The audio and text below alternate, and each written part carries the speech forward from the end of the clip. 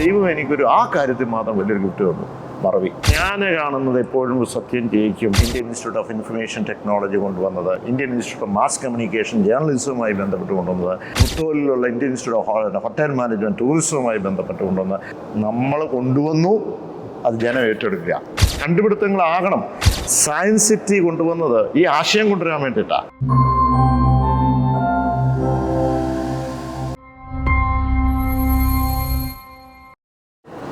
സാറിൻ്റെ കോളേജൊക്കെ എവിടെയാണ് പഠിച്ചത്? സാറ് കോളേജിൽ എവിടെയാണ് പഠിച്ചതെന്നും അതുപോലെ തന്നെ കോളേജ് ലൈഫൊക്കെ എങ്ങനെ ഉണ്ടായിരുന്നു? പിന്നെ അതിൻ്റെ ക്ലാസ്മേറ്റ്സൊക്കെ ഇപ്പോൾ എന്ത് ചെയ്യുന്നു? അവരൊക്കെ കാണാറുണ്ടോ? സ്കൂളൊക്കെ കുറച്ച് നാൾ ഇവിടെ പഠിച്ചു. അത് കഴിഞ്ഞിട്ട് പിന്നെ കോളേജിലേക്ക് മദ്രാസ് ലോയോളയിലാണ് ഞാൻ പഠിച്ചത്. അപ്പോൾ അവിടെ ഹോസ്റ്റലിലായിരുന്നു. അപ്പം പ്രത്യേകിച്ച് ആ കോളേജിലേക്ക് ചെല്ലുമ്പോൾ നമ്മൾ ഹോസ്റ്റലിലൂടെ കിട്ടണമെന്നുള്ള ആഗ്രഹമാണ്. എന്നുവെച്ചാൽ ഞാനെപ്പോഴും ഒരു ഹോസ്റ്റൽ ലൈഫ് പിള്ളേരുടെ കൂടെ മിങ്കിൾ ചെയ്യാൻ പുറത്തുപോയി താമസിച്ചാൽ പോരല്ലോ. അങ്ങനെ മദ്രാസ് കോളേജിൽ BCom എടുത്തു, സബ്ജക്റ്റ് എടുത്തു. പക്ഷെ അവിടെ ചെല്ലുമ്പം ഒത്തിരി മലയാളികളായിട്ടുള്ള കുട്ടികളുണ്ടായിരുന്നു. അതോടൊപ്പം തന്നെ നമ്മുടെ നേരത്തെ പഠിച്ച സ്കൂളിലുള്ള ക്ലാസ്മേറ്റ്സ് ഒത്തിരി പേരുണ്ടായിരുന്നു. നല്ല ഒരു ആദ്യമേ അങ്ങോട്ട് ചെല്ലുമ്പോൾ തന്നെ പല രീതിയിലുള്ള ആളുകൾ, തമിഴ്നാട്ടിൽ നിന്നുള്ളവർ, കർണാടകത്തിൽ നിന്ന്, നോർത്ത് ഇന്ത്യൻസ് ഉണ്ടായിരുന്നു. അപ്പോൾ ക്രീം ഓഫ് സ്റ്റുഡൻസ് ഉണ്ടായിരുന്നു. അതുകൊണ്ട് തന്നെ നമുക്ക് അവരുടെ കൾച്ചർ, അവരുമായിട്ട് മിങ്കിൾ ചെയ്യാൻ, അവരുമായിട്ട് അടുപ്പമാകാനും പല രീതിയിലുള്ള ആളുകളുണ്ടായിരുന്നു. അപ്പോൾ ഒരു നല്ലൊരു എക്സ്പീരിയൻസ് ആയിരുന്നു. പിന്നെ ബിസിനസ്സുകാരുണ്ടായിരുന്നു, നല്ല സ്റ്റുഡിയസ് ആയിട്ടുള്ള പഠിക്കുന്ന പിള്ളേരുണ്ടായിരുന്നു, റാങ്ക് ഹോൾഡേഴ്സ് ഉണ്ടായിരുന്നു, ഇതെല്ലാം ഉണ്ടായിരുന്നു. ഞങ്ങളുടെ ഒരു ഗ്രൂപ്പുണ്ട്. ആക്ച്വലി ഞങ്ങളുടെ ഒരു വാട്സപ്പ് ഗ്രൂപ്പുണ്ട്. ആ ഗ്രൂപ്പിനകത്ത് എല്ലാ ദിവസവും ഇങ്ങനെ ഓരോരുത്തരുടെ ന്യൂസ് വന്നുകൊണ്ടേയിരിക്കും. അപ്പോൾ നമുക്കറിയാം, ഇപ്പോൾ ലൈവായിട്ട് ഞങ്ങൾ ഇപ്പോഴും പഠിച്ചുകൊണ്ടിരിക്കുന്ന പോലെയാണ് തോന്നുന്നത്. പിന്നെ മാത്രമല്ല, അലുമിനി ഞങ്ങൾ ഒരു 6 മാസത്തിൻ്റെ ഇടയ്ക്ക് എപ്പോഴും ഒന്ന് കൂടും. അപ്പോൾ അങ്ങനെ കൂടുമ്പം വീണ്ടും ഒരു ചെറുപ്പകാലത്തേക്ക് ഞങ്ങൾ ഒന്ന് ചെല്ലും, പിന്നെ കുറച്ചുകൂടെ എനർജി വെക്കും, പിന്നെ തിരിച്ചു വരും. എബി, എൻ്റെ വീട് പാലയിലാണ്. ഞാനിപ്പോൾ പഠിക്കുകയാണ്, സ്റ്റുഡൻ്റാണ്. എൻ്റെ ചോദ്യം, ഒരുപക്ഷെ ഇപ്പോൾ സാറ് ഇപ്പോൾ ഒരു രാഷ്ട്രീയക്കാരനല്ലായിരുന്നെങ്കിൽ സാർ എന്താകുമായിരുന്നു? ഞാൻ പഠിച്ചു കഴിഞ്ഞതിന് ശേഷം, ഞാൻ എൻ്റെ MBA കഴിഞ്ഞ് പഠിച്ചു കഴിഞ്ഞതിന് ശേഷം എനിക്കെപ്പോഴും ഒരു ആരുടെയും കീഴിലൊരു ട്രെയിനിങ് വേണമെന്നുണ്ട്. എന്ന് പറഞ്ഞാൽ ഏതെങ്കിലും ഒരു കമ്പനി ജോലി ചെയ്യാറ്, ഒരു MBA കഴിയുമ്പോൾ ഒരു ജോലി വേണം എന്നുള്ളൊരു ആഗ്രഹമായിരുന്നു. പിന്നെ ചെറിയ ഒരു തന്നെത്താനെ ഒരു ഏർണിങ്. അതിൻ്റെ അടിസ്ഥാനത്തിൽ ഞാൻ ആദ്യമേ തന്നെ MBA കഴിഞ്ഞിട്ട് ഞാനൊരു മൾട്ടിനാഷണൽ കമ്പനിയിൽ ജോയിൻ ചെയ്തു. അത് കഴിഞ്ഞിട്ട് പിന്നെ ഒരു public sector, general insurance corporation, housing finance കുറേ നാൾ ജോലി ചെയ്തു. 6-7 വർഷം അതിൻ്റെ പുറകെയായിരുന്നു. പക്ഷെ അത് ഭയങ്കര ഒരു എക്സ്പീരിയൻസാണ്. അത് കഴിഞ്ഞ് കുറച്ച് നാൾ കഴിഞ്ഞപ്പം നിങ്ങൾക്ക് അറിയാവുന്ന പോലെയൊക്കെ തന്നെ ഞാനൊരു രാഷ്ട്രീയ കുടുംബത്തിൽ ജനിച്ചപ്പോൾ തന്നെ ഞാൻ രാഷ്ട്രീയമാണ് കാണുന്നത് അല്ലേ. 5-ലും 6-ലും 7-ലൊക്കെ കാണുമ്പം അച്ചാച്ചൻ്റെ കൂടെ ഇങ്ങനെ ഇരിക്കും. ഞാൻ കാണും, ജനം വരുന്നത് കാണും, അവരുടെ എപ്പോഴും എന്തെങ്കിലും വിഷമങ്ങളും പരാതികളൊക്കെയാണ് ഉടനെ സോൾവ് ചെയ്യുന്നത് കാണും, ഇങ്ങനെ കാണും, അങ്ങനെ കാണും, അവരെ സഹായിക്കുന്നത് കാണും, ചിലപ്പോൾ ഓടിപ്പിടിച്ച് കാറെ കയറി ആരെങ്കിലും ഹെൽപ്പ് ചെയ്യാൻ പോകുന്നത് കാണും. എൻ്റെ മനസ്സിൽ ആ ബ്ലഡിൽ ഏതൊക്കെയാലും പൊതുപ്രവർത്തനം എന്നുള്ളത് ഉണ്ടായിരുന്നു. പിന്നെ പലപ്പോഴും പല ആളുകളും ഞാനിങ്ങനെ ഒരു ഓഫീസറായിട്ടൊക്കെ ഇരിക്കുമ്പോൾ ഓഫീസിലിരിക്കും. പ്രത്യേകിച്ച് ഞാൻ അത് കഴിഞ്ഞ് കുറച്ച് നാൾ ബോംബെയിലുണ്ടായിരുന്നു, ബാംഗ്ലൂരുണ്ടായിരുന്നു. ഞാൻ കൊച്ചി വന്ന് ട്രിവാൻഡ്രത്ത് വന്നു കഴിഞ്ഞപ്പം നമ്മുടെ പ്രവർത്തകരൊക്കെ ഇടയ്ക്ക് വരും, അയ്യോ ഇതിങ്ങനെ ഇരുന്നാൽ മതിയോ? അത് ഞാൻ ചോദിച്ചത് എന്താ, അതല്ല, നിങ്ങൾ പുറത്തേക്ക് നമ്മുടെ പൊതുപ്രവർത്തനത്തിലേക്ക് ഇറങ്ങുമ്പോൾ മറ്റുള്ളവരെക്കാൾ കൂടുതൽ ആക്റ്റീവായിട്ടും കാര്യങ്ങൾ ചെയ്യാൻ കഴിയും. ആ ഒരു തോട്ട് എൻ്റെ മനസ്സിലേക്ക് വന്നു. മാത്രമല്ല ഈ ബ്ലഡിൽ ഇത് ഉള്ളത് കൊണ്ടും പെട്ടെന്ന് അതിനൊരു പാഷൻ വന്നു. അതനുസരിച്ച് പതുക്കെ ആ യൂത്തിലായി, യൂത്തിൻ്റെ ഭാരവാഹിയായി, ജനറൽ സെക്രട്ടറിയായി, യൂത്തിൻ്റെ പ്രസിഡന്റ് 5 വർഷം. ഞാൻ ഈ കോളേജ് ലൈഫ് പോലെയാണ്. കോളേജ് ലൈഫ് നിങ്ങളൊക്കെ പാസ്സായി കഴിഞ്ഞാലും കോളേജിലേക്ക് പോകുമ്പോൾ ഭയങ്കര ത്രില്ലല്ലേ. അവരെ പിള്ളേരെ കാണുമ്പോൾ തന്നെ ഭയങ്കര എനർജി വരും.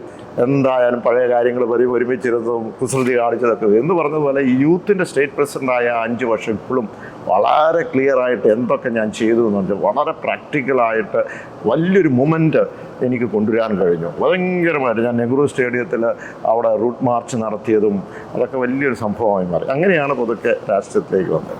എൻ്റെ പേര് ബോബിൻ.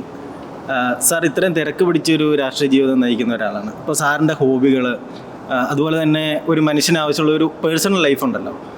സാറിന് ഇത്രയും തിരക്ക് പിടിച്ച ഈ ഒരു സമയത്ത് സാറിൻ്റെ പേഴ്സണൽ ലൈഫിന് വേണ്ടി ഒരു സമയം കണ്ടെത്താൻ പറ്റുന്നുണ്ടോ? ഇല്ലെങ്കിൽ സാറിൻ്റെ ആ ഒരു ടൈം ടേബിൾ എങ്ങനെയാണ്?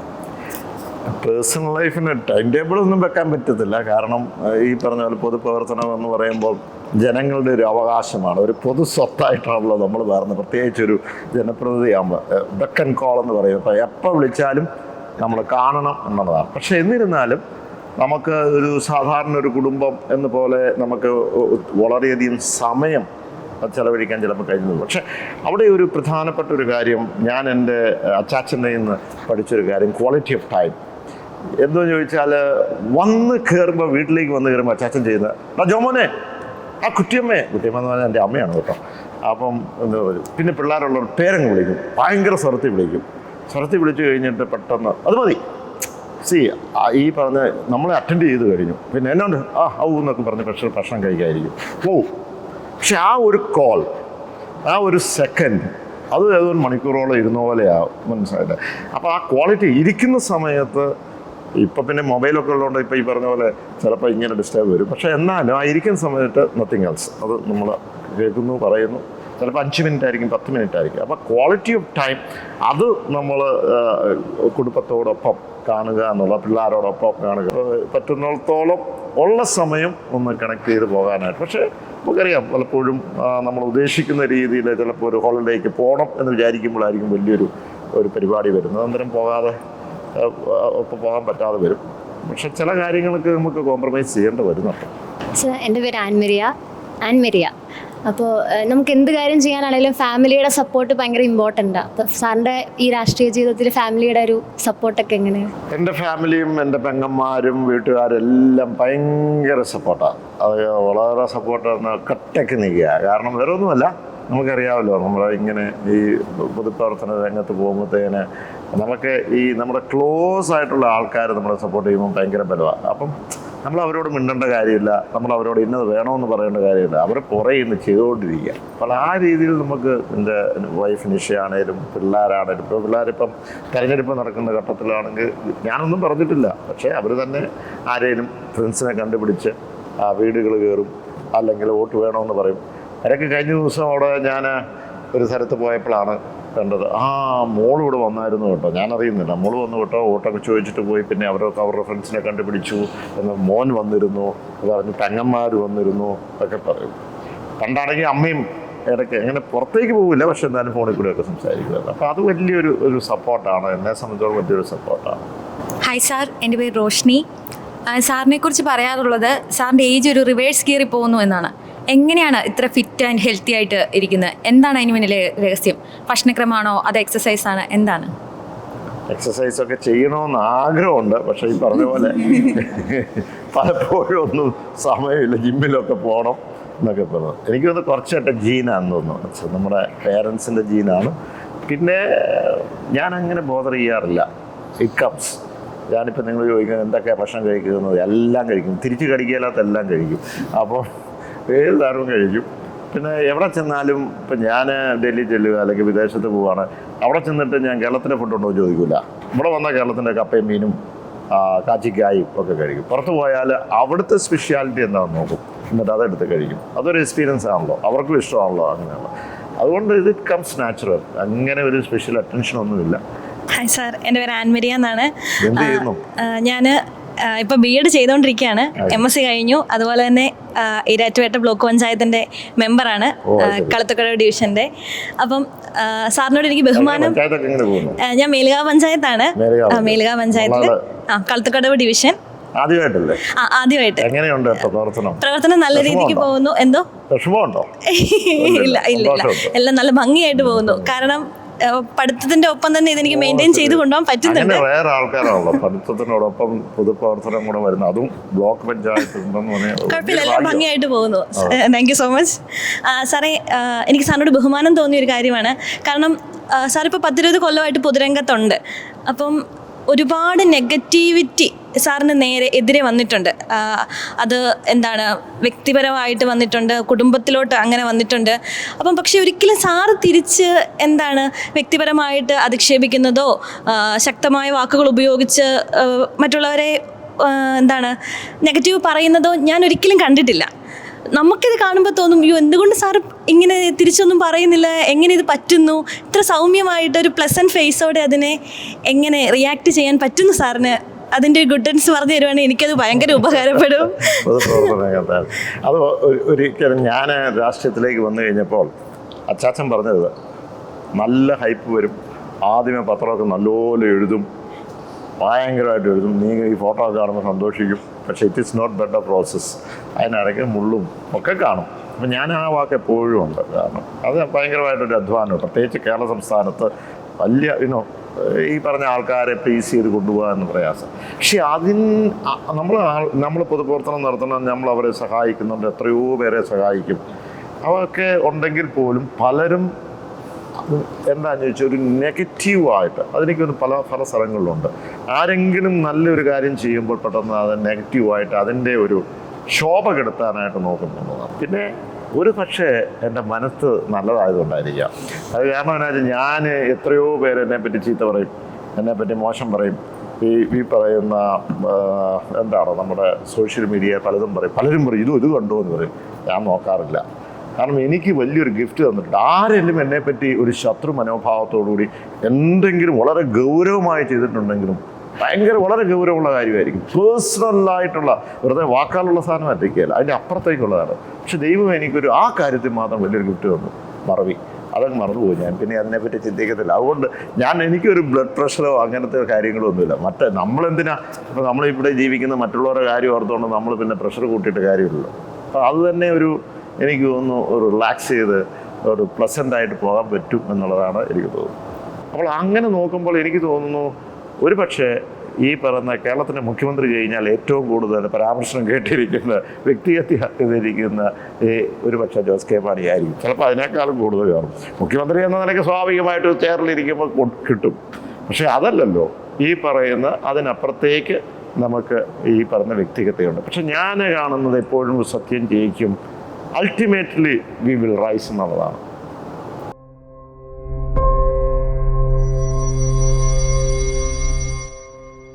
ഹായ് സർ, എൻ്റെ പേര് ജിബി. സാർ, ഇപ്പം എല്ലാവരും വികസനം എന്ന് പറയുന്നുണ്ട്. അപ്പം നമുക്ക് പാലായി അല്ലെങ്കിൽ നമ്മുടെ കോട്ടയത്ത് എന്ത് രീതിയിലുള്ള വികസനം കൊണ്ടുവരാനാണ് സാർ ആഗ്രഹിക്കുന്നത്? അതിന് പറ്റിയൊരു സാഹചര്യം എങ്ങനെയാണ് നമ്മുടെ ഈ പാലായിലും ഈ കോട്ടയത്ത്? നല്ലൊരു ചോദ്യമാണ്. എപ്പോഴും ഞാൻ പൊതുപ്രവർത്തന രംഗത്തേക്ക് വരുമ്പോഴും എൻ്റെ മനസ്സിലേക്ക് കടന്നു വരുന്നത് നമ്മുടെ നാടിൻ്റെ സ്ട്രെങ്ത് എന്താണ് എന്ന് ആദ്യമേ അസസ് ചെയ്യുക എന്നുള്ളതാണ്. അത് പ്രത്യേകിച്ച് കോട്ടയം, പ്രത്യേകിച്ച് പാല എന്നുള്ളത്. ആ സ്ട്രെങ്ത് എങ്ങനെ ഒന്നുകൂടെ നമുക്ക് അതിനെ ഗ്രേറ്റർ ഹൈറ്റ്സിലേക്ക് കൊണ്ടുവരാൻ പറ്റും എന്നുള്ളതാണ്. നമുക്ക് ഒത്തിരി കാര്യങ്ങൾ ചെയ്യാനുണ്ട്, പക്ഷെ പല കാര്യങ്ങളും നമുക്ക് സൂട്ടബിൾ അല്ലായിരിക്കും. ഇപ്പം നമുക്കിവിടെ വലിയ വ്യവസായം വേണം, തൊഴിൽ വേണം, ലേബർ ഇൻറ്റൻസീവ് ആയിട്ടുള്ള ഫാക്ടറികൾ വേണം. അത് നമുക്ക് മിക്കവാറും വലിയ പ്രയാസമാണ്. കാരണം എന്താണ്, നമുക്ക് സ്ഥലത്തിൻ്റെ വിഷയമുണ്ട്, പൊല്യൂഷൻ്റെ വിഷയമുണ്ട്, ഇങ്ങനെ എല്ലാ വിഷയങ്ങളുണ്ട്, മാൻ പവറിൻ്റെ വിഷയമുണ്ട്. നമ്മൾ കോട്ടയം എന്ന് പറയുന്ന ലാൻഡ് ഓഫ് ലെറ്റേഴ്സ് എന്നാണ് നമ്മളെപ്പോഴും പറയാറുള്ളത്, സാക്ഷരത നാടാണ് എന്നൊക്കെ പറയും. ഞാനൊക്കെ പലപ്പോഴും കേരളം കാണുന്നത്, കോട്ടയം കാണുന്നത് സ്വർഗമായിട്ടാണ്. ഞാൻ പറഞ്ഞത് ഇന്നൊവേഷൻ, നമ്മളിവിടെ ഇരിക്കുമ്പോൾ, യൂത്ത് ഇരിക്കുമ്പോൾ ഇന്നൊവേഷൻസിലേക്ക് പോകണം, കണ്ടുപിടുത്തേക്ക് പോകണം. അതൊരു വശത്ത് പറഞ്ഞോട്ടെ. അപ്പോൾ എന്താക്കണം എന്ന് ചോദിച്ചത്, ഞാൻ എൻ്റെ സ്ട്രെങ്ത് അല്ലെങ്കിൽ ഈ നാടിൻ്റെ സ്ട്രെങ്ത് നമ്മുടെ ഇതുമായി ബന്ധപ്പെട്ട, നമ്മുടെ സാക്ഷരതയായി ബന്ധപ്പെട്ട. അങ്ങനെയാണ് ഇവിടെ വലവൂരുള്ള Indian institute of information technology കൊണ്ടുവന്നത്, Indian institute of mass communication ജേർണലിസവുമായി ബന്ധപ്പെട്ട് കൊണ്ടുവന്നത്, മുത്തോലിലുള്ള Indian institute of hotel management ടൂറിസവുമായി ബന്ധപ്പെട്ട് കൊണ്ടുവന്നത്, സയൻസ് സിറ്റി കൊണ്ടുവന്നത് ഈ ആശയം കൊണ്ടുവരാൻ വേണ്ടിയിട്ടാണ്. കണ്ടുപിടുത്തങ്ങളാകണം. ഇവർ സയൻസിൻ്റെയും കാര്യങ്ങളൊക്കെ നമ്മൾ കാണുമ്പോൾ ഭയങ്കരമായിട്ട് കൊച്ചു പിള്ളേരൊക്കെ അത് കാണാൻ പോകും. പിള്ളേരെ വലിയവരും കാണുമ്പോഴും ഇത് കൊള്ളാവില്ല. അപ്പോൾ അവരുടെ മൈൻഡ് സെറ്റ് മാറുകയാണ്. നമുക്ക് ഇന്നൊവേഷൻ എന്ന് പറഞ്ഞ് അതിനുവേണ്ടി ഇപ്പോൾ അതിൻ്റെ അടുത്ത ഫേസിലേക്ക് വരിക. ഏകലവ്യ മോഡൽ റെസിഡൻഷ്യൽ സ്കൂള്, അതുപോലെ രണ്ടാമത്തെ കേന്ദ്ര വിദ്യാലയം. ഇതൊന്നും ഒരു ചെറിയ കാര്യമല്ല. നമുക്ക് അതെല്ലാം കൂടെ കേരളത്തിലേക്ക്, പാലായിലേക്ക് കൊണ്ടുവരും. കേന്ദ്രത്തിൻ്റെ ഇത് മുഴുവൻ നോക്കണം, സ്ഥലം കൊടുക്കുന്നതൊക്കെ വലിയ കഠിനാധ്വാനം. അപ്പോൾ ആ രീതിയിൽ നമുക്ക് ഈ പ്രദേശത്ത് കൊണ്ടുവരാൻ കഴിഞ്ഞു. മാത്രമല്ല ഒരു യൂത്ത് ചിന്തിക്കുക, എനിക്ക് പഠിക്കണം എന്ന് കേരള സംസ്ഥാനത്തല്ല പുറത്തുനിന്ന് ചിന്തിക്കുമ്പോഴും അത് പാലാകണം അല്ലെങ്കിൽ കോട്ടയമാകണം. അതാണ് ഇപ്പോൾ IIIT ആയിരിക്കുന്നത്. ഇനി അതുപോരാ, അതിൽ നിന്ന് എക്സ്റ്റൻഷൻസ് വരണം. ഇപ്പോൾ IIIT മാത്രം ഉണ്ടാക്കിയെടുത്തിട്ടൊരു കാര്യമുണ്ടോ? അതിൽ നിന്ന് എക്സ്റ്റൻഷൻസ് നമുക്ക് കൊണ്ടുവരാൻ കഴിയണം. അപ്പോൾ അത് ഒരു ഭാഗത്ത് നമുക്ക് അതിൻ്റെ അടിസ്ഥാന സൗകര്യങ്ങൾ ഓട്ടോമാറ്റിക്കായിട്ട് വരും. ഇപ്പോൾ ബ്രില്യൻ്റ് ഇവിടെയുണ്ട്. അപ്പോൾ ഇവിടുത്തെ ആളുകളൊക്കെ ഈ പറഞ്ഞ പേരൻസ് ഇവിടെ വരും, ഇവിടെ താമസിക്കും, സ്ഥലം മേടിക്കും. അങ്ങനെയാണ് ഇതിൻ്റെ എക്സ്റ്റൻഷൻസ് നമുക്ക് വരുന്നത്. ഞാൻ കഴിഞ്ഞ ദിവസം മഹാറാണി തിയേറ്ററിൻ്റെ അതിലെ അങ്ങ് പോകുമായിരുന്നു. അപ്പോൾ അവിടുത്തെ ഒരു റൗണ്ടേന എല്ലാ റൗണ്ടേനെയും മുനിസിപ്പാലിറ്റി സ്പോൺസർ ചെയ്യിപ്പിച്ചു ആരെ കൊണ്ടും. അപ്പോൾ അതിൻ്റെ സൈഡിൽ എഴുതിയിരിക്കുന്നു വെൽക്കം ടു നോളജ് സിറ്റി. ബായി ആ കോൺസെപ്റ്റ് നമ്മൾ കൊണ്ടുവന്നു, അത് ജനം ഏറ്റെടുക്കുക. എൻ്റെ പേര് ആൽവിൻ. ഞാൻ ACCA പഠിക്കുക. കൂടാതെ പാലായിലെ ഒരു CFME വർക്ക് ചെയ്യുന്നുണ്ട്.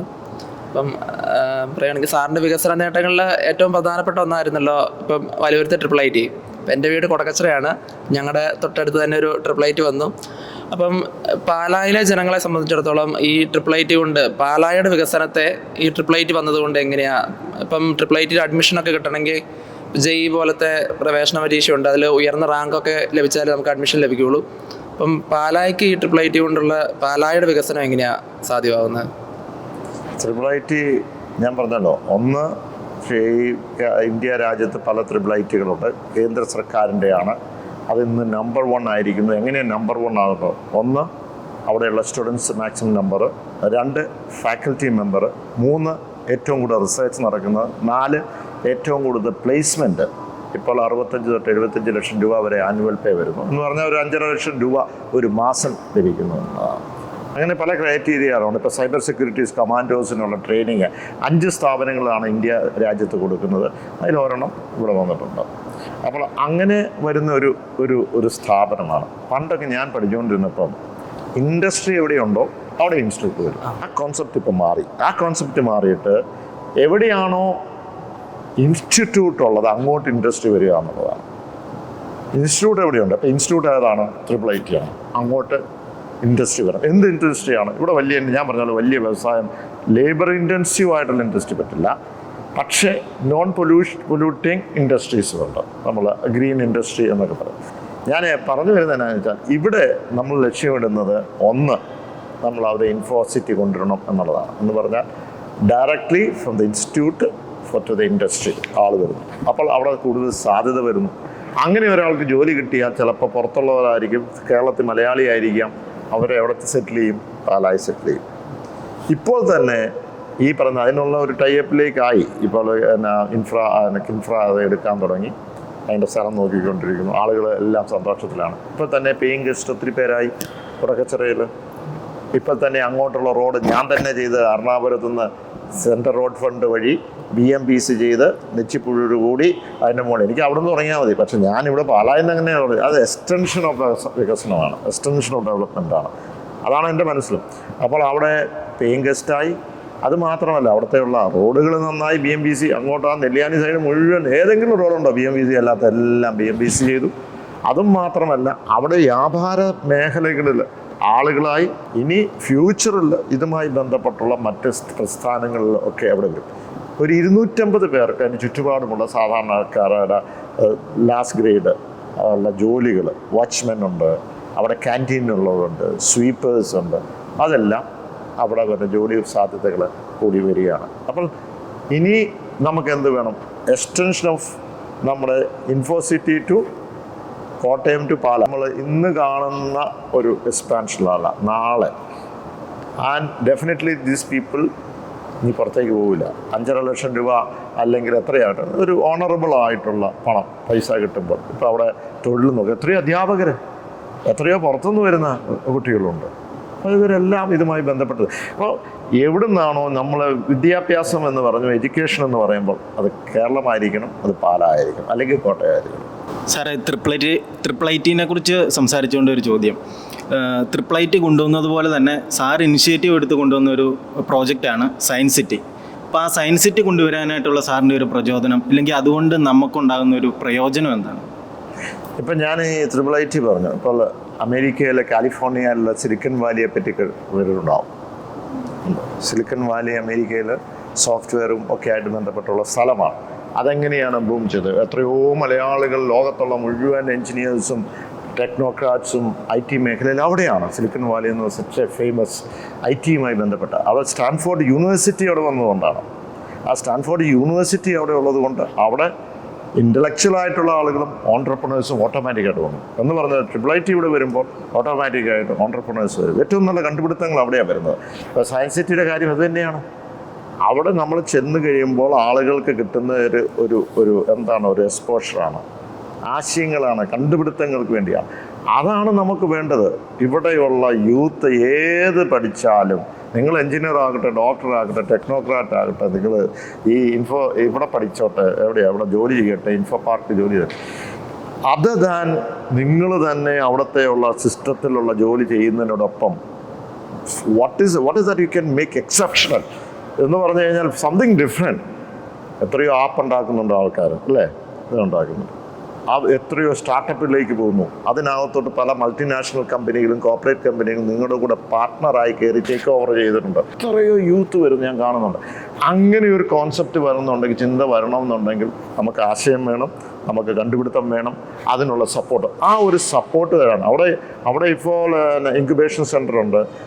അതിനകത്ത് കമ്പ്യൂട്ടറൊക്കെ വെച്ചുകൊണ്ടുള്ള ആപ്പ് വേണമെങ്കിലും പോയി ചെന്ന് പഠിക്കാനുണ്ട്. അതുപോലെ ഇനി അടുത്ത ഒരു 50 കോടി രൂപയുടെ പരിപാടിയോട് വരുന്നുണ്ട്. അവിടെ ഒരു international science exhibition, international science exhibition Madras IIT-യിലുണ്ടായിരുന്നു. മദ്രാസ് IIT എന്ന് പറഞ്ഞാൽ 300-400 ഏക്കർ സ്ഥലത്താണ്. അപ്പോൾ അവിടെ അത് കാണാനായിട്ട് ഞാൻ ഇവിടുന്ന് ഒരു 60 കുട്ടികളെ എടുത്തു. അപ്പോൾ 60 കുട്ടികളെ എടുക്കുന്നതിന് മുമ്പ് അത് കേന്ദ്രത്തിൽ നിന്ന് ഞാൻ തന്നെ ഇടപെട്ടുകൊണ്ട് അവർക്ക് ഫ്രീ ആയിട്ട് യാത്ര ചെയ്യാനും, സാറിന് ട്രെയിനിൽ യാത്ര ചെയ്യാനും, അവിടെ പോയി നല്ലൊരു ഹോട്ടലിൽ താമസിക്കാനും, ഒരാഴ്ച താമസിച്ചിട്ട് തിരിച്ച് ഭക്ഷണം എല്ലാം കഴിച്ച് തിരിച്ച് വരാനുമായിട്ടാണ്. കാരണം ഒരാഴ്ചയെങ്കിലും വേണം ഈ എക്സിബിഷൻ കാണാൻ, അത്രയും വലുതാണ്. ഷിപ്പ് വരെയുണ്ട്, പ്ലാനറ്റോറിയം എല്ലാം ഉണ്ട്. അപ്പോൾ പോകുന്നതിന് മുമ്പ് ഞാൻ ഈ കുട്ടികളുമായിട്ട് അസംബ്ലിയിൽ ഇരുന്ന് ടീച്ചേഴ്സ് എല്ലാം ഇരുന്നിട്ട് അവരുമായിട്ട് സംസാരിച്ചു കഴിഞ്ഞപ്പോൾ ഇതുപോലെ സംസാരിച്ചു, നിങ്ങൾക്ക് എന്താകണം? എനിക്ക് എഞ്ചിനീയർ ആകണം, എനിക്ക് ഡോക്ടർ ആകണം, ചിലവർ പോലീസുകാരനാകണം. അത് കഴിഞ്ഞതിന് ശേഷം അവർ പോയി തിരിച്ചു വന്നു. അപ്പോൾ എന്നെ ഇൻവൈറ്റ് ചെയ്തു. താങ്ക് യു സോ മച്ച്, നിങ്ങളെങ്ങനെ ഞങ്ങൾക്ക് ഇത് തന്നേ നന്ദി എന്നൊക്കെ പറഞ്ഞു. ഞാൻ പറഞ്ഞു അതുപോലെ ഇങ്ങനെ വന്ന് തിരിച്ചിരുത്തി അസംബ്ലിയിൽ വെച്ചിട്ട് ഞാൻ അവരോട് സംവാദം നടത്തിയതിന് ശേഷം what you want to become എന്ന് പറഞ്ഞ് ഞാൻ മറ്റേ റെക്കോർഡ് ചെയ്ത് വെച്ചിട്ടുണ്ട്. അപ്പോൾ what you want to become എന്ന് ചോദിച്ചു കഴിഞ്ഞപ്പോൾ ടോട്ടലി ചേഞ്ച്ഡ്. ഒരാൾക്ക് ചിലപ്പോൾ സയൻറ്റിസ്റ്റ് ആകണമെന്നായിരിക്കും, ചിലപ്പോൾ എയറോനോട്ടിക് എഞ്ചിനീയർ ആകണമെന്നായിരിക്കും, ഒരാൾക്ക് IAS പോകണമെന്നായിരിക്കാം. ഈ മൈൻഡ് സെറ്റ് മാറി, വിഷൻ മാറി. അപ്പോൾ എക്സ്പോഷർ വേണം. അപ്പം നമുക്ക് ഈ സയൻസിറ്റി എന്ന് പറയുന്നത് ആ ആശയങ്ങളും കണ്ടുപിടുത്തങ്ങളും ആയിട്ട് വേണ്ടിയിട്ടാണ്. 30 ഏക്കർ സ്ഥലത്താണ് ഇപ്പോൾ കാണുന്നതിൻ്റെ ഇരട്ടി ഇനി അതിനകത്ത് ചെയ്യാനുള്ള സ്കോപ്പുണ്ട്. അതുപോലെ നാളെങ്കിലും നമുക്ക് ചെയ്യേണ്ടതുണ്ട്. സാധാരണ കേരളത്തിൽ ഈ ബിസിനസ്സിനെ പറ്റി പറയുമ്പം, അതായത് അതിന് പറ്റിയൊരു നല്ല അന്തരീക്ഷം ഇല്ലെന്നാണ് വീട്ടുകാരും അതുപോലെ നാട്ടുകാരെല്ലാം പറയുന്നത്. അപ്പം സാറിൻ ഈ പറഞ്ഞ കാര്യത്തോട് സാറ് യോജിക്കുന്നുണ്ടോ? എന്താണ് സാറിൻ്റെ അഭിപ്രായം? പണ്ട് കാലത്ത് എപ്പോഴും അങ്ങനെ ഒരു നരേറ്റീവ് എന്ന് പറഞ്ഞാൽ ഒരു 10, 30, 40 വർഷക്കാലം മുമ്പ് അവിടെ ഇങ്ങനെയാണ്, സമരമാണ്, മറ്റതാണ്, ഇവിടെ ഒരു സാധാരണ ചായക്കടയൊക്കെ കാണാനൊക്കെ ഉള്ളൂ എന്നുള്ളതാണ്. പക്ഷെ ഒരു തെറ്റായ നരേറ്റീവും ഒരു മൈൻഡ് സെറ്റ്, ഞാൻ മുമ്പേ പറഞ്ഞൊരു മൈൻഡ് സെറ്റിൻ്റെ ഒരു വിഷയമുണ്ടായിരുന്നു. പക്ഷേ ഇന്ന് ഈസ് ഓഫ് ഡൂയിങ് ബിസിനസ് എന്ന് പറയുന്നത് ഈ സർക്കാർ തന്നെ, ഇടതുപക്ഷ സർക്കാരിന് വളരെയധികം കാര്യങ്ങൾ നമുക്ക് ചെയ്യാൻ കഴിഞ്ഞ 10 വർഷം. ഞാൻ സർക്കാരിൻ്റെ ഭാഗമായിട്ടൊന്നും പറയുന്നതല്ല, അത് മെയിനായിട്ട് ചെയ്യുന്നത് നമ്മുടെ ഈസ് ഓഫ് ബിസിനസ്. ഇവിടെ തന്നെ നമ്മൾ കേരളത്തിൽ തന്നെ പല ഫാക്ടറികളും, അത് ബ്ലഡ് ബാങ്കിൻ്റെ ആകട്ടെ, അത് ഡെൻ്റലുമായി ബന്ധപ്പെട്ടാകട്ടെ, ഏഷ്യയിൽ ഏറ്റവും നമ്പർ 1 ആയിട്ടുള്ള സപ്ലയേഴ്സ് ആയിട്ടുള്ള ആളുകൾ ഇവിടെ ഓൺട്രപ്രണേഴ്സ് ആയിട്ടുണ്ട്. അപ്പോൾ അതിനകത്ത് ഈ പറഞ്ഞ പോലെ വലിയ ഒരു പൊല്യൂഷൻ ക്രിയേഷനായിട്ടുള്ള അവരെല്ലാം ഒരു പ്രോബ്ലം കാണുന്നില്ല. പിന്നെ പണ്ടൊക്കെ നമ്മൾ പറയും എറണാകുളം സിറ്റിക്കകത്ത് വേണം, ട്രിവാൻഡ്രം സിറ്റിക്കകത്ത് വേണം. ഇപ്പോൾ സ്കൂളുകൾ തുടങ്ങുന്നത് എവിടെയാണ്? ചിലപ്പോൾ കാട്ടിനകത്തായിരിക്കും, പക്ഷേ ഗുഡ് സ്കൂളാണ്, ആളങ്ങോട്ട് വരും. ബിസിനസ് തുടങ്ങുന്നത് ചിലപ്പോൾ ആ ഗ്രാമത്തിലായിരിക്കും, പീപ്പിൾ വരും. ഇപ്പോൾ ത്രിപിളായിട്ട് തന്നെ ഒരു ഗ്രാമത്തിൽ ചെന്ന് തുടങ്ങി ആൾ വരും. ഇപ്പോൾ എൻ്റെ ഒരു സുഹൃത്താണ് ഇവിടെ മെഡിക്കൽ സയൻസ് എന്ന് പറയുന്ന മെഡിക്കൽ മെഡിസിൻ ഉണ്ടാകും, എക്സ്പോർട്ടാണ്. അവിടെ കൊഴുവനാല ചിലപ്പോൾ ഉണ്ടോ അറിയാമല്ലോ, ഡൂയിങ് വെൽ. അവരിപ്പം 3 ലെവല് അവിടെ സ്ഥലം മേടിച്ച്, 3 ലെവൽ എന്ന് പറഞ്ഞാൽ കുന്നിൻ്റെ പുറത്താണ്, അവിടെ സ്ഥലം മേടിച്ച്, അതെ അറിയാമല്ലോ, അവിടെ വലിയ ഫാക്ടറി തുടങ്ങുക, മുഴുവൻ എക്സ്പോർട്ടാണ്.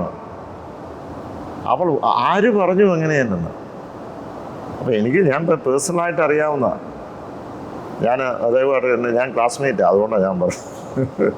ഇപ്പോൾ യൂത്ത് എല്ലാം വിദേശത്തോട്ട് പോകാണല്ലോ. അപ്പോൾ അവിടെ ഒരു മെയിൻ റീസൺ എന്ന് പറഞ്ഞാൽ അവിടുത്തെ സാലറി, നമുക്ക് ചെറിയ ജോബിനും ഹൈ സാലറി കിട്ടുന്നുണ്ട്. അപ്പോൾ ഇപ്പം ഇവിടെ 2-3 ലക്ഷം സാലറി നാട്ടിൽ കിട്ടുവാണെങ്കിൽ ഉറപ്പായിട്ടും ആരും വിദേശത്തോട്ട് പോകത്തില്ല, എല്ലാവർക്കും നാടാണ് ഇഷ്ടം. സാറിന് അങ്ങനെ ഒരു ജോലി സാലറി ഒക്കെ ഇവിടെ കൊണ്ടുവരാനുള്ള സാറിൻ്റെ അല്ല, അത് ഞാൻ പറഞ്ഞ പോലെ ഈ വിദേശത്തേക്ക് പുറത്തേക്ക് മലയാളികൾ പോകുന്നത് അത് ഒരു തെറ്റ് അവരോട് പറയരുത്. കാരണം മലയാളികൾ എപ്പോഴും സാഹസികരാണ്.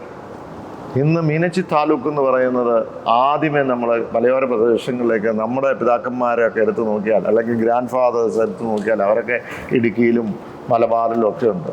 എന്താണ്, കുടിയേറ്റ മേഖലയ്ക്ക് നിന്ന് കൃഷി ചെയ്തു, അവിടെ മൃഗങ്ങളോട് പോരാടി, അവിടെ മലമ്പാമ്പിനോട് പോരാടി, ഇങ്ങനെയൊക്കെയുള്ള വിഷയങ്ങളുണ്ടായിരുന്നു.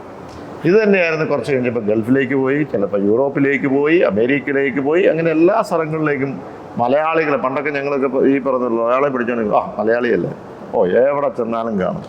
അപ്പം പിന്നെ കളിയാക്കും, ഞാൻ ചന്ദ്രനിൽ പോയാൽ ഒരുത്തൻ ചായ അടിച്ചുകൊണ്ടിരിക്കുന്നത് കാണും, അത് മലയാളി ആയിരിക്കും എന്ന് പറഞ്ഞു. ഇങ്ങനെ കളിയാക്കും നമ്മൾ. എന്ന് പറഞ്ഞാൽ നമുക്ക് സന്തോഷമാണ്, വേറെ ഒന്നുമില്ല, എല്ലായിടത്തും ഉണ്ട്. കേരളത്തിൽ മദ്രാസിൽ ചെന്ന് കഴിഞ്ഞാൽ ആ ഘട്ടത്തിൽ 10, 35, 40 വർഷക്കാലം മുമ്പ് കാണുന്ന ചായ അടിക്കുന്ന എല്ലാം മലയാളികളാണ്. പക്ഷെ നല്ല വരുമാനം ഉണ്ടാകുന്നു. അപ്പം ഞാൻ പറഞ്ഞു അത് പോട്ടെ, അവർ എക്സ്പീരിയൻസ് ഇറ്റ്. പക്ഷേ ഈ പറഞ്ഞതുപോലെ തന്നെ ഇവിടെ അതിനുള്ള സാധ്യത, ഞാനിപ്പോൾ ത്രിപിൾ കാര്യം അതുകൊണ്ട് തന്നെയാണല്ലോ, അവിടെ കിട്ടുന്നേക്കാളും ശമ്പളം ഇവിടെ കിട്ടുന്നുണ്ട്. അവർ പോയി എക്സ്പീരിയൻസ് ചെയ്തിട്ട് തിരിച്ചു വരുമെന്നുണ്ടെങ്കിൽ അതാണ് ഏറ്റവും നല്ലത്. ചിലവരവിടെ സെറ്റിൽ ചെയ്യുന്നു, ചില സ്ഥലങ്ങളിൽ അവർ സ്റ്റക്കാവുന്നുണ്ട്. കാരണം ഒരു പ്രോപ്പർ ഗൈഡൻസിലായിരിക്കത്തില്ല ഇത് പോകുന്നത്. ഒരാൾ പോയി, ഒരാൾ എഞ്ചിനീയറായി, ഞാനും എഞ്ചിനീയർ, ഒരാൾ ഡോക്ടറായി, ഞാനും. അങ്ങനെ ഒരു പിയർ ഗ്രൂപ്പ് എന്ന് പറഞ്ഞാൽ നമ്മുടെ സഹപാഠികൾ എന്ത് ചെയ്തു അതനുസരിച്ച് പോയവർ ഒത്തിരി പേരുണ്ട്. ഞാൻ പറയുന്നത് അതൊക്കെ മാറ്റി വെക്കട്ടെ. നിങ്ങൾക്ക് അതിനേക്കാൾ കൂടുതൽ അതിനകത്ത് ഇന്നോവേഷൻസ് അപ്പം ഞാൻ പറഞ്ഞു വരുന്നത് ഇന്നോവേഷൻസ് ക്യാൻ ബി എനിത്തിങ്. അതെന്തെങ്കിലും വലിയ ഇലക്ട്രോണിക് സാധനം വേണമെന്നൊന്നുമില്ല. അത് എനിവേ ഓൺ ആനിമൽസ് ആകാം, ഓൺ റോഡാകാം, ഓൺ കൃഷിയാകാം, എന്താകാം. അത് ഭയങ്കരമായിട്ട് നമ്മുടെ എക്കോണമിയെ വർക്കൗട്ട് ചെയ്യും. അപ്പം നമ്മൾ ജോലി എന്ന് നിൽക്കാതെ why can't you be a entrepreneur? Then നമ്മൾ ജോലി കൊടുക്കുന്ന ആളായിട്ട് മാറട്ടെ. നമ്മുടെ ഒരു സമൂഹം എപ്പോഴും ജോലി എന്ന്, കാരണം ഞാൻ അറിയാമോ, റിസ്ക് എടുക്കാൻ കഴിയാഞ്ഞിട്ടാണ്. അതുകൊണ്ടാണ് റിസ്ക് എടുക്കണം. Then only you will be successful. Hi sir, പാലായുടെ ഫ്യൂച്ചറിനെ പറ്റി സാറിൻ്റെ വിഷൻ എന്താ?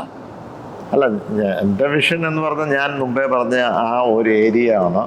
അതിനകത്ത് പാല എന്ന് പറയുമ്പോൾ അവിടെ നമ്മൾ ചിന്തിക്കേണ്ട അറിവിൻ്റെ കേന്ദ്രമായി, നോളജ് എക്കോണമിയായി ഇത് മാറണം എന്ന് പറഞ്ഞാൽ anyone who want do study any course, new generation, anything, it should be available here. Anyone want a coaching center, it should be available here. Anyone who want to be innovations നടത്തുന്ന, incubation നടത്തുന്ന, അല്ലെങ്കിൽ സ്റ്റാർട്ടപ്പുകൾ നടത്തുന്ന പ്രദേശം എന്ന് പറഞ്ഞാൽ ബുദ്ധി ഇവിടെ ആയിരിക്കണം എന്നുള്ളതാണ്. അപ്പോൾ അതിനുള്ള ഒരു ക്രമീകരണം, അടിസ്ഥാന സൗകര്യങ്ങൾ ഒരുക്കുക എന്നുള്ളതാണ് ഏറ്റവും പ്രധാനം. അതാണ് എനിക്ക് തോന്നുന്നത്. അതിന് വലിയ പ്രശ്നങ്ങളൊന്നുമില്ല. കാരണം അത് ആർക്കും ഒറ്റയ്ക്കും ചെയ്യാം, ഒരുമിച്ചും ചെയ്യാം. പിന്നെ എന്താണെന്ന് ചോദിച്ചാൽ അതിൻ്റെ റിട്ടേൺ നല്ലപോലെയുണ്ട്, പൊല്യൂഷനില്ല, വലിയ സ്ഥലം വേണ്ട, ചിലപ്പോൾ വീട്ടിലിരുന്ന് ചെയ്യാം. അങ്ങനെ അപ്പോൾ ഓരോ സെഷനിലും ഇപ്പോഴത്തെ ലോകത്ത് നല്ല എയിമുണ്ട്. ലിറ്ററസിയായി ബന്ധപ്പെട്ടും സാക്ഷരതയായി ബന്ധപ്പെട്ടും അറിവായിട്ട് ബന്ധപ്പെട്ടും. അപ്പോൾ അത് നോളേജ് സെൻ്ററായിട്ട് മാറ്റണം എന്നുള്ളത് തന്നെയാണ് എൻ്റെ സ്വപ്നം.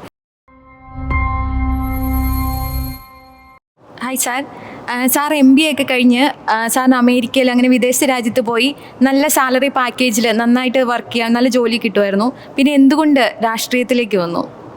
അത് എൻ്റെ കോൾ എന്ന് പറയുന്ന രാഷ്ട്രീയമാണ്. നമ്മളൊരു പ്രൊഫഷണൽ ഡോക്ടറാകാം, എഞ്ചിനീയർ ആകാം. ആ എഞ്ചിനീയർ ആയാലും നല്ല പ്രൊഫഷണലായിട്ട് ഭയങ്കര മിടുക്കനായിരിക്കും, നല്ല സർജനായിരിക്കും. പക്ഷെ end of the day are you satisfied with your profession? എല്ലാം ആയോ എന്ന് ചോദിച്ചാൽ they'll be something missing in there. Something. നിങ്ങൾ എടുത്ത് ആലോചിച്ചു, നിങ്ങൾ ഇച്ചിരി കുറച്ചുകൂടെ അത് എന്താണ് ഒരു 50 വയസ്സ് 60 വയസ്സ് കഴിയുമ്പോഴത്തേന് ജസ്റ്റ് ലുക്ക് ബാക്ക്, ഞാനെല്ലാം ചെയ്തോ, something will be missing. That is A call for service. എനിക്ക് ആ കോൾ നേരത്തെ വന്നു. കാരണം ഞാൻ അങ്ങനെയുള്ള ഒരു കുടുംബത്തിൽ ജനിച്ചതുകൊണ്ടാണ്. അതുകൊണ്ട് തന്നെ രാഷ്ട്രീയത്തിലേക്ക് വന്നു. സർ, എനിക്കൊരു IAS അല്ലെങ്കിൽ IPS ചെയ്യണമെന്നുണ്ടെങ്കിൽ വീട്ടിൽ നമുക്ക് ആ ഒരു പരിഗണനയായിരിക്കും കൂടുതലും, അതിലായിരിക്കും കൂടുതൽ ഹാപ്പി ആവുന്നത്. അപ്പം ഈ രാഷ്ട്രീയം പോലത്തെ ഒരു സെക്ടറിലേക്ക് നമുക്ക് വരുമ്പോൾ നമുക്ക് ഒരുപാട് ആളുകൾ പരിഗണിക്കാതെ വരുന്നുണ്ട്. അപ്പം അങ്ങനെ രാഷ്ട്രീയത്തിലേക്ക് ഇറങ്ങാൻ താല്പര്യപ്പെടുന്ന ആളുകളോട് സാറിന് എന്താണ് പറയാനുള്ളത്? രാഷ്ട്രീയത്തിൽ നമുക്ക് ഈ പറയുന്ന രാഷ്ട്രീയം എന്ന് പറയുന്ന രാഷ്ട്ര നിർമ്മാണമാണ്. അതില്ലാതെ നമുക്ക് മുന്നോട്ട് ഒരു രാഷ്ട്രം, അല്ലെങ്കിൽ ഓട്ടോക്രാറ്റായിട്ട് പോകും. അവിടെ ഒരു വലിയ രാജാവിരിക്കും, അവന് തോന്നിയത് ചെയ്യും. അതുള്ളത് കൊണ്ടാണ് നമുക്ക് മുന്നോട്ട് നീങ്ങാനും ഈ ജനാധിപത്യ സംവിധാനം മുന്നോട്ട് പോകുന്നതും. ഇനി ഇല്ലെങ്കിൽ എന്ത് പറ്റും? only one man will be there, അല്ലെങ്കിൽ ഓഫീസേഴ്സ് വിൽ ബി there, ഒരിക്കലും നമുക്ക് നീതി കിട്ടില്ല. അപ്പോൾ ഒന്ന് അത് രാഷ്ട്ര നിർമ്മാണമാണ്. ആ രാഷ്ട്ര നിർമ്മാണത്തിൽ അത് ആക്ച്വലി യൂത്ത് അതിനകത്തോട്ട് വന്ന് കയറണം. ആ യൂത്ത് വന്നാൽ ഇന്ന് കാണുന്ന ഇന്ത്യ ആയിരിക്കത്തില്ല. നമുക്ക് ഈ ഇന്ത്യയെ ഏറ്റവും എക്കണോമിക്കലി പവർഫുള്ളായിട്ടും ഏറ്റവും നല്ല ലോകത്തിലെ ഏറ്റവും വലിയ ജനാധിപത്യ രാജ്യമായ ഇന്ത്യ വീണ്ടും ഏറ്റവും ക്ലിയർ ക്രിസ്റ്റലായിട്ട് ആ ജനാധിപത്യത്തെ വെള്ളം ചേർക്കാതെ മുന്നോട്ട് കൊണ്ടുപോകാൻ കഴിയും. അതിനൊരു ഇച്ഛാശക്തി വേണം. അത് രാഷ്ട്രീയത്തിൽ വന്നതേ പറ്റൂ, ഇല്ലെങ്കിൽ നാട് മുടിഞ്ഞു പോകും. പക്ഷേ അങ്ങനെ ഒരു കോൺസെപ്റ്റിലേക്ക് ഒരു നരേറ്റീവ് കൊണ്ടുവന്ന് വെച്ചിരിക്കുന്നതാണ്, നിങ്ങളെല്ലാം വരണമെന്നുള്ളതാണ്. സാർ, UDF നിന്ന് LDF മാറിയ ഒരു സാഹചര്യത്തിൽ ഒരുപാട് വ്യക്തിഹത്യകൾ നേരിട്ട വ്യക്തിയാണ് സാറ്. അപ്പോൾ ഈ ഒരു മാറ്റം നടന്നത് നമുക്കൊരു 10-15 വയസ്സ് കാലഘട്ടം, ആ ഒരു വയസ്സുള്ള സമയത്താണ്. ഇപ്പോൾ ഈ ഇലക്ഷൻ ടൈമിൽ സാറിന് എതിരെ മത്സരിക്കുന്ന 2 സ്ഥാനാർത്ഥികളും ഈ മുന്നണി മാറ്റം നടത്തിയിട്ടുണ്ട്. പക്ഷേ എന്തുകൊണ്ട് ഇത്രയും വർഷമായിട്ടും അതിനെ വലിയൊരു തെറ്റായി, സാറ് ചെയ്തൊരു തെറ്റായി കണ്ട് സാറിന് ഇങ്ങനെ വ്യക്തിഹത്യ ചെയ്യുന്നു? ഒരു കറക്ഷനുണ്ട്. ഒരിക്കലും ഞാൻ UDF നിന്ന് LDF പോയതല്ല. കേരള കോൺഗ്രസ് എം എന്നൊരു രാഷ്ട്രീയ പ്രസ്ഥാനത്തിനെ UDF നിന്ന് പുറത്താക്കിയതാണ്. വളരെ എവിഡൻ്റ് ആയിട്ടുള്ള ക്ലിയർ കട്ടായിട്ടുള്ള വീഡിയോസ് അന്നത്തെ UDF കൺവീനർ ബെന്നി ബെഹനാൻ പറയുന്നുണ്ട്. ജോസ് കെ മാണിയുടെ പാർട്ടി കേരള കോൺഗ്രസ് ഇനി UDF തുടരാൻ അർഹതയില്ല, പുറത്തു പോകും എന്ന് പറഞ്ഞതുകൊണ്ടാണ്, അല്ലാതെ ഞാൻ പോയതല്ല. പക്ഷെ താങ്കൾ പറഞ്ഞ പോലെ മറ്റു സ്ഥാനാർത്ഥികളെല്ലാം തന്നെ അങ്ങോട്ടും പോയതാണ്. പക്ഷേ ഇടതുപക്ഷത്തിൻ്റെ ഭാഗമായി അവരെന്നെ ചേർത്ത് പിടിച്ചു. ഞാൻ ഇപ്പോൾ പ്രതിപക്ഷത്തിരിക്കുന്ന ആളുകൾ, നേതാക്കന്മാരെ ചെയ്യാത്ത അല്ലെങ്കിൽ ഇടപെടാത്ത കാര്യങ്ങൾ എനിക്ക് ഇടപെട്ട് ചെയ്യാനും കഴിഞ്ഞിട്ടുണ്ട്. പക്ഷേ ഒരിക്കലും മുന്നണിയോ സർക്കാരിനെ പ്രതിസന്ധിയിലാക്കാതെ തന്നെയാണ് ചെയ്തിരിക്കുന്നത്. ഇഷ്ടംപോലെ ഉദാഹരണങ്ങൾ പറയാനുണ്ട്. വന്യമൃഗത്തിൻ്റെ വിഷയങ്ങളുണ്ട്, പട്ടയത്തിൻ്റെ ഉണ്ട്, അതോടൊപ്പം തന്നെ ബഫർ സോണിൻ്റെ ഉണ്ട്. ഇവിടെയുള്ള ന്യൂനപക്ഷത്തിനെതിരെയുള്ള പീഡനത്തിൻ്റെ വിഷയങ്ങൾ പരിഹരിക്കുവാനായിട്ട് നമുക്ക് കഴിച്ചു. കടൽ മണൽ ഖനനവുമായി ബന്ധപ്പെട്ടുണ്ട്, വഖഫ് ബോർഡുമായിട്ട് മുനമ്പത്തിൻ്റെ വിഷയം, ഇങ്ങനെ ഒത്തിരി വിഷയം. മക്കൾ രാഷ്ട്രീയത്തിൻ്റെ പേരിൽ സാറിന് ഒരുപാട് പേര് ഇങ്ങനെ പറയുന്ന കേട്ടിട്ടുണ്ട് നെഗറ്റീവായിട്ട്. പക്ഷേ അറ്റ് ദ സെയിം ടൈം ഇതേ പ്രോസസ്സ് നമ്മുടെ കേരളത്തിൽ തന്നെയുള്ള പല നേതാക്കന്മാരുടെയും മക്കൾ ഇപ്പം ഭയങ്കര ഇപ്പോഴത്തെ സിറ്റുവേഷനിൽ ഇപ്പം നമ്മുടെ ഇവിടെ തന്നെയാണെങ്കിലും നമ്മുടെ മണ്ഡലത്തിലാണെങ്കിലും ഈ മക്കൾ രാഷ്ട്രീയം ഉണ്ട്, തൊടുപുഴയിലുണ്ട്, അങ്ങനെ പല മണ്ഡലങ്ങളിൽ ഇതേ പ്രോസസ്സ് നടക്കുന്നുണ്ട്. എന്നിരുന്നാൽ കൂടി സാറിനെയാണ് എല്ലാവരും ഉറ്റുനോക്കിക്കൊണ്ടിരിക്കുന്നത്. ഇവിടെ എന്നെ സംബന്ധിച്ചോളം ഞാൻ പൊതുപ്രവർത്തന രംഗത്തേക്ക് വന്നപ്പോൾ തന്നെ അറ്റാക്ക് തുടങ്ങി. അതുകൊണ്ട് മക്കൾ രാഷ്ട്രീയമായി. അത് കഴിഞ്ഞതിന് ശേഷം ഞാൻ യൂത്തിൻ്റെ ആയപ്പോൾ അവിടുത്തെ ആ പദവി കൊടുത്തു. അത് കഴിഞ്ഞ് ലോക്സഭയിൽ വന്നപ്പോൾ അത് അങ്ങനെയായി. പിന്നെ നിയമസഭയിലേക്ക് അച്ചാച്ചൻ്റെ മരണത്തിന് ശേഷം നമുക്കറിയാം വിഷയങ്ങളായി.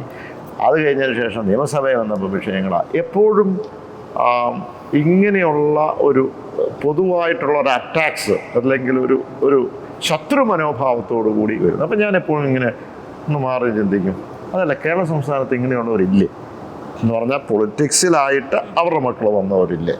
നോക്കുമ്പോൾ കേരള കോൺഗ്രസിന് ഏറ്റവും കൂടുതലുണ്ട്, കോൺഗ്രസ്സിലുണ്ട് എത്രയോ പേരുണ്ട്. അപ്പം അപ്പോൾ ഈ പത്തനാപുരം എടുത്താലുണ്ട്, പിറവത്തെടുത്താലുണ്ട്, അതുകൂടാതെ എത്രയോ സ്ഥലങ്ങളിലുണ്ട്, നമുക്കറിയാം. അത് കേരള കോൺഗ്രസ് തന്നെ. അപ്പോൾ ഞാൻ അവിടെ ഒന്നും ഒരു പ്രശ്നം കാണുന്നില്ല. എനിക്ക് മാത്രമേ എത്ര പ്രശ്നം എന്ന് പറയുന്നത്. ഞാൻ തുടങ്ങി വെച്ചതേ ഉള്ളൂ. ഒരു പക്ഷേ എനിക്കറിഞ്ഞുകൂടാ എന്ന് പറഞ്ഞാൽ ഒരു പക്ഷേ 53 വർഷക്കാലം അച്ചാച്ചൻ ഇവിടുത്തെ പ്രതിദാനം ചെയ്തു. അങ്ങനെ ചെയ്തു കഴിഞ്ഞപ്പം ചിലവർക്കൊക്കെ പലരും പറയാറുണ്ട് അത് ഇവിടെ പ്രതിപക്ഷം എന്ന് പറയുന്നില്ല, ആൻറ്റി ജോസ് കെ മാണിയേ ഉള്ളൂ എന്ന് പറയാം. അവർക്ക് രാഷ്ട്രീയമല്ല, UDF LDF അല്ല. പക്ഷേ ജോസ് കെ മാണി വരരുത്, അത്രയേ ഉള്ളൂ. മൻസാർ ഉണ്ടായിരുന്നല്ലോ, ഇനി അത് മതി എന്ന് ചിന്തിക്കുന്നതായിരിക്കാം. പക്ഷേ എൻ്റെ അഭിപ്രായത്തിൽ നമ്മൾ ഒരാളെ അസസ് ചെയ്യേണ്ടത് അവൻ കൊള്ളാവോ, എഫിഷ്യൻ്റ് ആണോ, നാട്ടിൽ എന്തെങ്കിലും വികസനം നടത്തുന്നുണ്ടോ, അത് വെച്ചിട്ട് അസസ്. ഞാനെന്നുള്ളതല്ല, ആരായാലും അതാണ് വേണ്ടെന്നുള്ളത്. നിങ്ങൾ പറഞ്ഞ പോലെ ഇപ്പം എനിക്ക് കഴിഞ്ഞ ഒരു 7 വർഷക്കാലം അച്ചാച്ചൻ മരിക്കുന്നതിന് മുമ്പ് തന്നെ അറ്റാക്സ് ഉണ്ട്. എന്ന് പറഞ്ഞാൽ ഈ സോഷ്യൽ മീഡിയ ആക്റ്റീവായി കഴിഞ്ഞപ്പോൾ social media good and bad ഉണ്ട്.